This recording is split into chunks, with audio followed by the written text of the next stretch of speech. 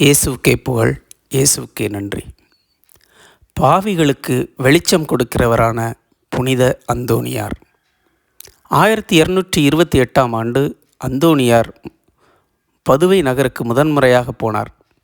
அவர் போவதற்கு முன்பே அவரை பற்றி நகர் முழுவதும் தெரிய வந்தது. அவரை பாராட்டி வரவேற்றனர். அக்காலத்தில் பதுவை நகரில் புகழ்வாய்ந்த பல்கலைக்கழகம் ஒன்று இருந்தது. அது ஐரோப்பாவிலே மிகப்பெரிய பல்கலைக்கழகம், மிகவும் பெயர் பெற்று விளங்கியது. ஆனால் அங்குள்ள மாணவர்கள் ஒழுக்கமின்றி வாழ்ந்தார்கள்.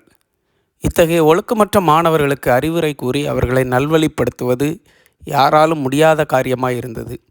அங்குள்ள ஆயர் அந்தோணியாரை அழைத்து அவர்களை நல்வழிப்படுத்தும்படி கேட்டுக்கொண்டார்.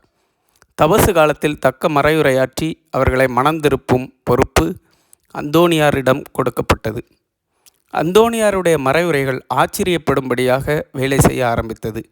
அந்நகர மக்களும், குறிப்பாக படித்தவர்களும் மற்றவர்களுக்கு அடங்காதவர்களும் அந்தோணியாரின் வார்த்தைக்கு செவிமடுக்க ஆரம்பித்தனர்.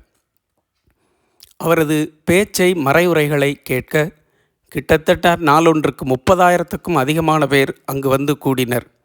ஆனால் அவர்கள் மிகுந்த ஒழுக்கத்தை கடைபிடிக்க ஆரம்பித்தனர். நாளடைவில் மக்கள் அமைதியாகவும் ஒருவருக்கொருவர் எவ்வித விரோதமும் சண்டையும் இன்றி சமாதானமாகவும் மகிழ்ச்சியாகவும் வாழத் தொடங்கினர்.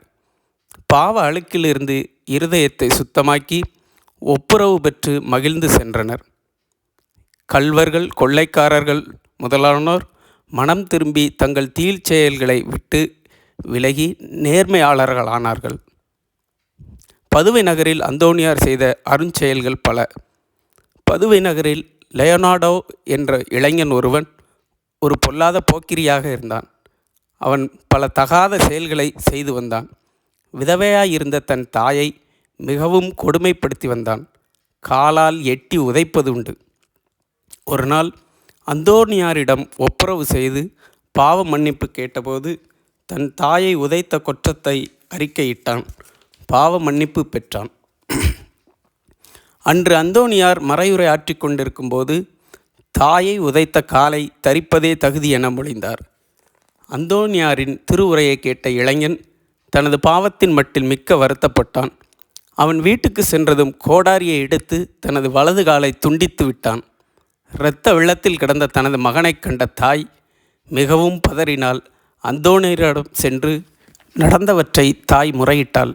இதை கேட்ட அந்தோணியார் தான் பேசியதற்கு வருத்தப்பட்டு இளைஞனிடம் சென்று துண்டாக வெட்டப்பட்டு கிடந்த காலை தமது கரங்களால் எடுத்து அறுபட்ட காலில் சேர்த்து கடவுளுக்கு புகழ் பாடி அதை ஒட்ட வைத்தார். 2 துண்டுகளும் பழையபடி நன்றாய் ஒன்றாய் ஒட்டி கொண்டன.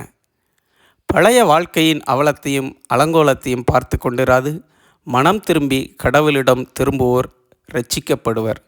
நாமும் தூய அந்தோணியார் வழி நம் பாவங்களுக்காக மன்னிப்பு பெற்று இறை வழியை அடைவோம். ஆமென்.